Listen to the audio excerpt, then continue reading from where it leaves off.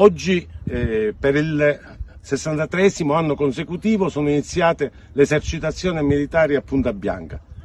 Abbiamo organizzato un sit-in di protesta pacifica, per far capire che non vogliamo più queste esercitazioni, non vogliamo più che la nostra terra venga distrutta da queste inutili esercitazioni. In effetti l'esercito vorrebbe andare via e quindi rivolgiamo il nostro appello alla Presidente della Regione Sicilia, l'onorevole Musumeci, affinché trovi loro un posto diverso da quello di Punta Bianca. Punta Bianca deve diventare una riserva e non può essere ulteriormente distrutta da queste operazioni militari. Vogliamo anche riparata la strada.